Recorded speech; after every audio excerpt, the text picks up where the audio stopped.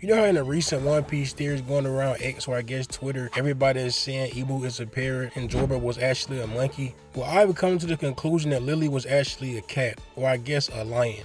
But all this is about to make sense in just a couple of seconds. So throughout the One Piece story, we know that Imu has this infatuation with Lily. We don't really know the reason why, but he literally has a mirror of her in the Chamber of Flowers? With that being said, even though he had this infatuation with Lily, it seems like Lily actually caused him and the world government harm by spreading the poneglyphs throughout the world.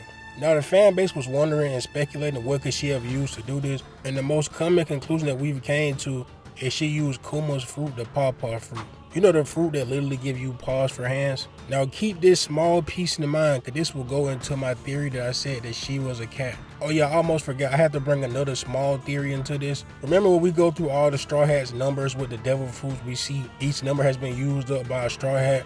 5, 6, go. Well, 5 is go, 6 is moo, gum fruit, and then Chopper has 1 and 10. Now you remember that theory. I don't want to go into all of them. Now the only numbers that were missing was it 2 and 9. 2 means ni, 9 means ku, so niku. I think I'm pronouncing it right. But anyway, that translates to the pawpaw fruit. And every number 1 through 10 is used up by a Straw Hat with a devil fruit. And the only numbers that are missing is 2 and 9, which would be the pawpaw fruit. Now obviously people have linked Vivi to this because you know Vivi is the descendant of Lily, and Lily somehow spread the poneglyphs throughout the world. So people were saying that eventually Vivi would get the pawpaw fruit. Now I'm here to tell you I don't know about all of this, but this just strengthens my theory. So back to the very beginning where I said I believe Lily was a cat or Lily was a lioness. So if you look into Egyptian mythology, you can see there's a lioness or a god, or I don't even know if she's a god, but you can see I'm gonna just call her a deity. You can see there's a deity called Segment. And Segment was basically this lioness god that was sent to destroy humanity. Now you may be wondering, how did this pertain to One Piece? But it actually kind of does, because when you think about it, Alabasta, the place that Vivi is from and Lily is from, it was heavily inspired by Egypt. And we also know Oda loves taking inspiration from mythology in real life. But like I said, Segment was sent to destroy humanity because they were disobeying the god, or I guess the god, which was Ra. So Ra sent Segment out to the world to teach mankind a lesson. Now this is where I think this ties back into One Piece.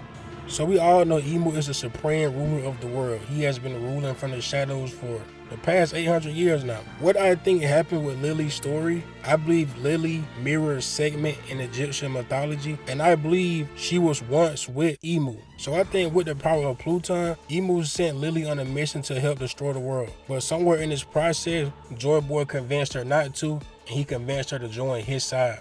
This could also be another reason that Imu really hates Joy Boy, because back then Joy Boy not only messed up his plans, but Joy Boy stole one of his powerful most companions and possibly love interest. Like I said at the very beginning, if you're saying that Imu is a bird and Joy Boy was once a real monkey, it's not far-fetched to say that Lily was a cat. Also, I forgot to mention this.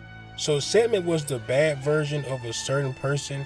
Her name started with an H, I forgot. But this was Ra's daughter. So I believe if Oda did take inspiration from this, just like we see Gonko acting in a malicious way that she wouldn't usually act in the flashback, I think we can say the same thing for Lily.